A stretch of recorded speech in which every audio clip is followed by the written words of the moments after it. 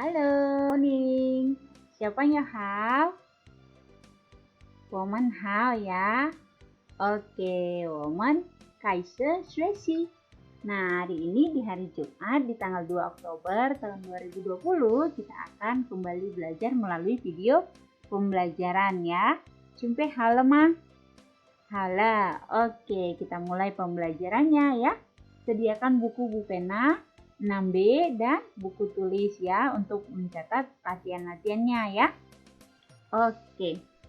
Nah, siapa yang masih ingat kita sudah belajar di tema berapa?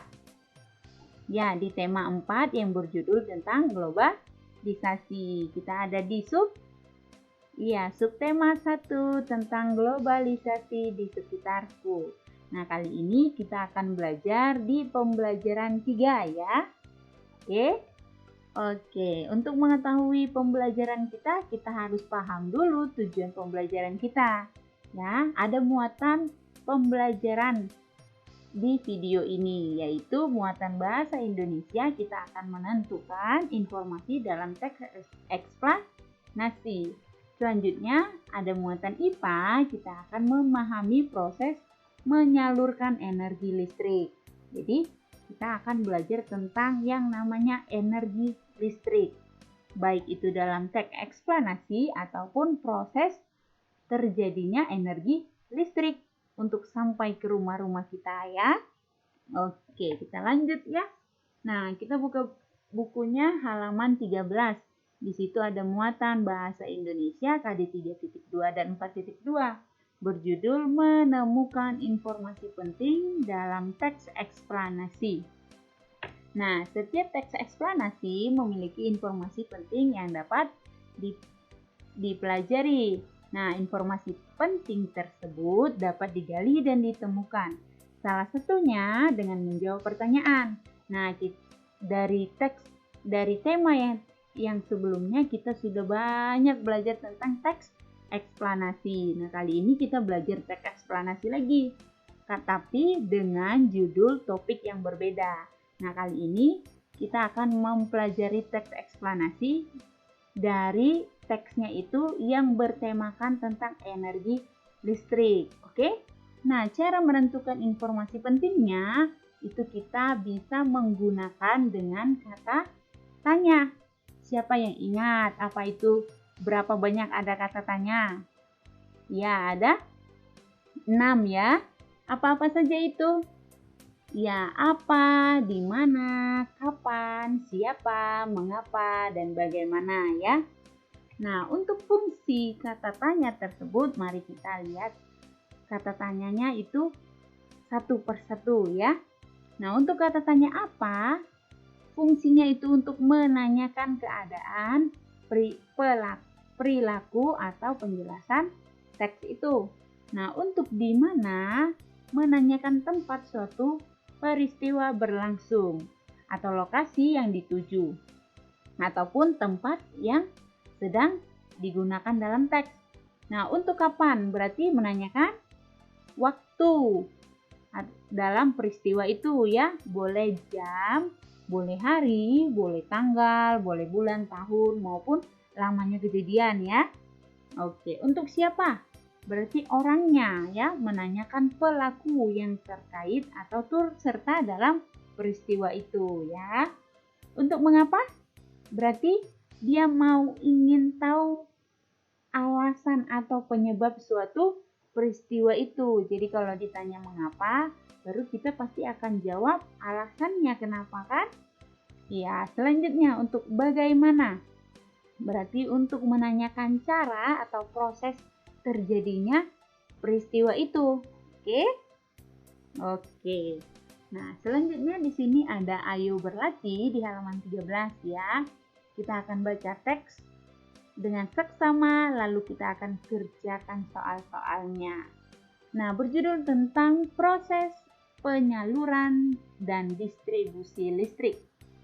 Tahukah kamu dari mana listrik rumahmu berasal? Ya, listrik umumnya dihasilkan pembangkit listrik yang dikelola perusahaan listrik negara atau PLN. Jadi ingat ya, kepanjangan PLN itu adalah ya perusahaan listrik negara. Oke. Nah, perhatikan gambar. Nah, di situ ada gambar pembangkit listrik, lalu transformator penaik tegangan, lalu ada namanya yang disebut dengan sutet. Lalu ada lagi transformator penurun tegangan, selanjutnya jaringan distribusi, selanjutnya lagi aliran listrik yang sampai ke rumah kita. Oke, kita akan baca teksnya ya.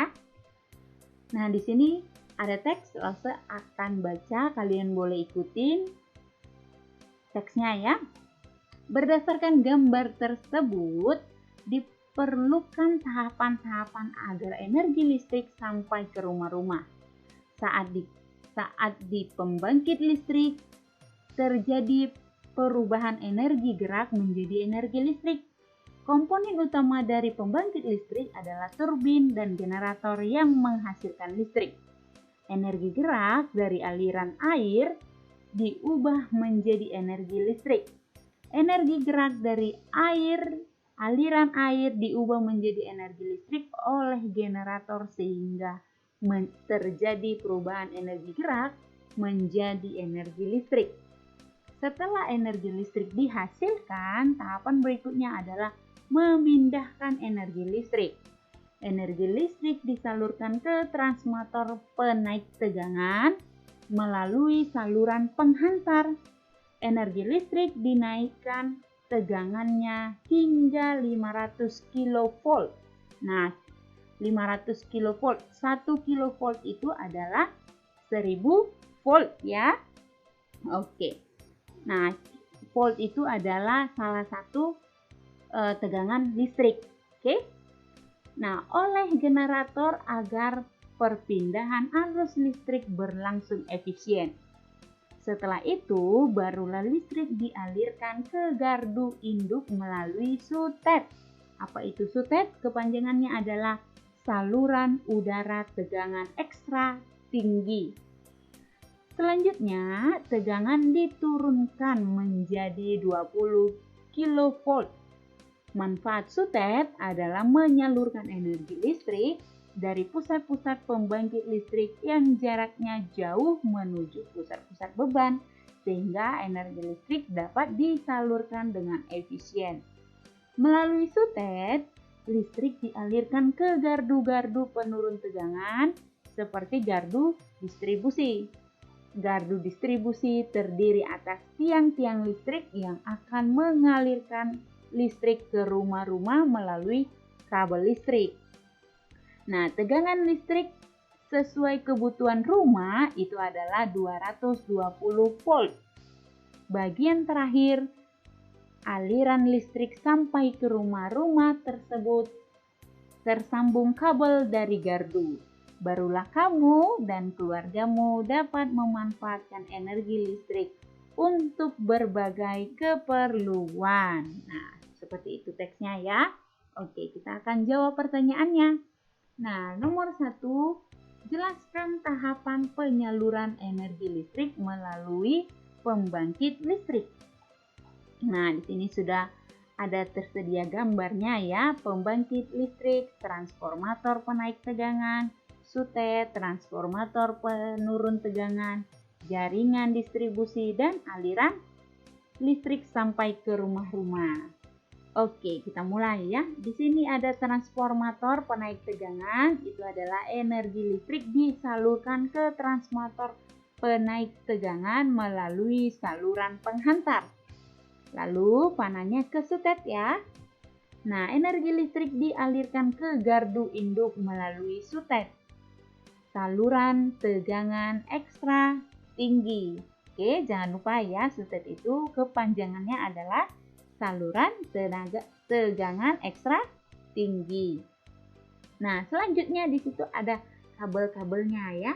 Melalui sutet, listrik dialirkan ke gardu-gardu penurun tegangan seperti gardu distribusi. Gardu distribusi terdiri atas tiang-tiang listrik yang akan mengalirkan listrik ke rumah-rumah melalui kabel listrik. Nah, selanjutnya itu tempat kita tinggal ya, itu ada rumah penduduknya ya. Nah, di situ di bagian terakhir aliran listrik sampai ke rumah-rumah yang tersambung kabel gardu. Barulah kamu dan keluargamu dapat menikmati energi listrik untuk berbagai keperluan. Sudah? Oke, sekarang nomor 2. Apa manfaat adanya sutet? Ya, sutet itu menyalurkan energi dari pusat-pusat pembangkit yang jaraknya jauh menuju pusat-pusat beban, sehingga energi listrik dapat disalurkan dengan efisien. Oke? Nah, nomor 3, mengapa penggunaan energi listrik harus hemat? Kenapa kita harus hemat?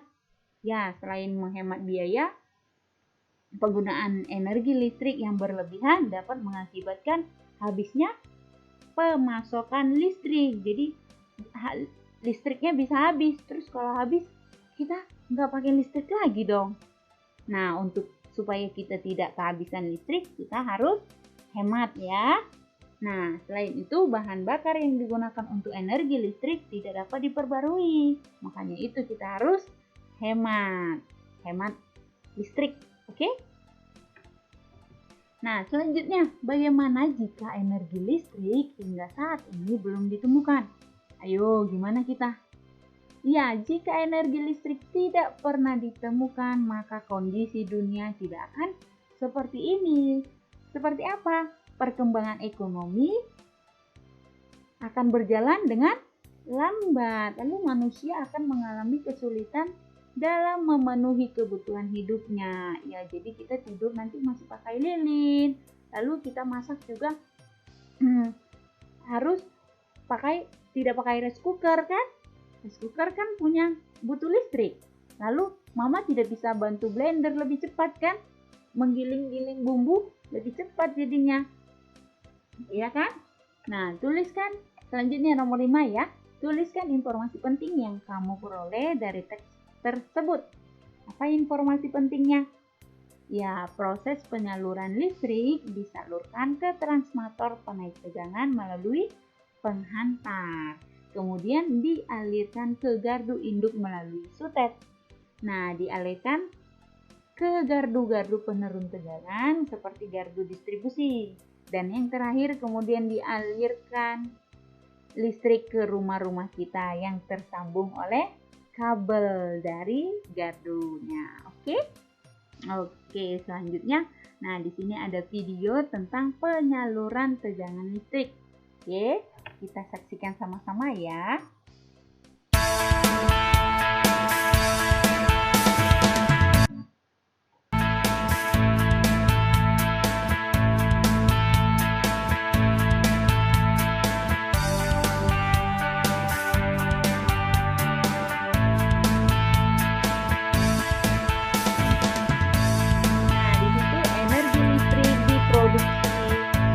Pembangkit listrik. Nah, lalu kita akan pergi ke energi listrik disalurkan melalui jaringan transmisi tegangan tinggi. Nah, selanjutnya energi listrik didistribusikan melalui jaringan distribusi yaitu 20 kV ya. 380 sampai 220 volt.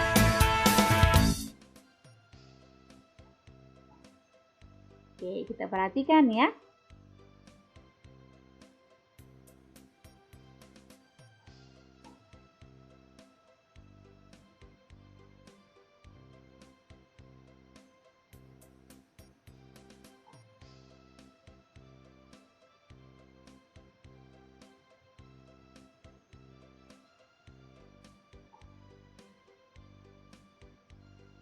Oke, sampai di situ videonya.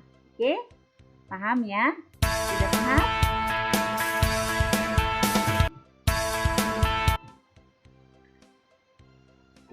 Selanjutnya ya, kita akan belajar muatan IPA KD 3.6 dan 4.6 halaman 15 tentang mengidentifikasi proses menyalurkan energi listrik. Nah, perhatikan skema penyaluran energi listrik berikut beserta keterangannya.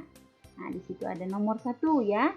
Nomor 1 itu adalah energi listrik yang dihasilkan oleh pembangkit listrik tenaga air atau disingkat dengan PLTA. Siap untuk disalurkan ke pabrik, gedung-gedung perkantoran, sekolah, dan rumah-rumah penduduk. Oke, yang kedua itu adalah kabelnya ya. Energi listrik disalurkan terlebih dahulu melalui kabel-kabel besar yang terpasang di menara saluran udara tegangan ekstra tinggi yang disebut dengan SUTEP.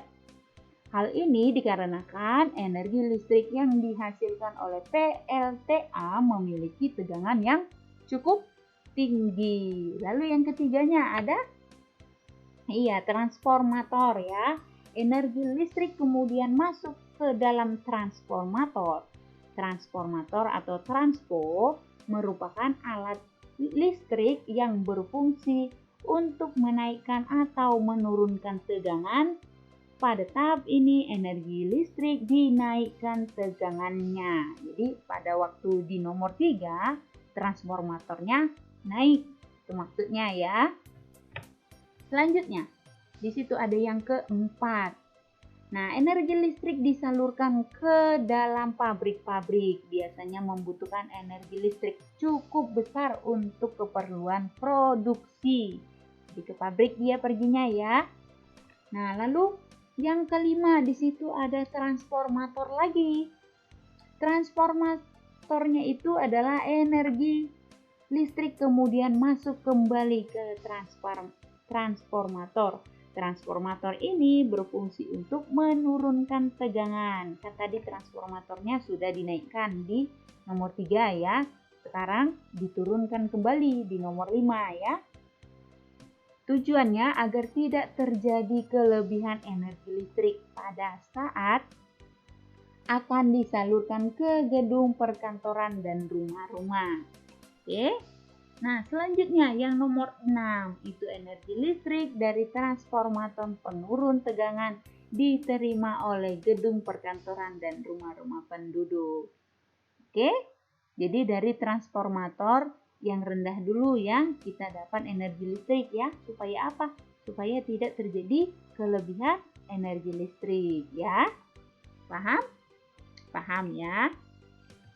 Oke, selanjutnya nah itu ada itu ya, SUTEP ya. Nah, namun terkadang dalam menyalurkan energi listrik mengalami gangguan.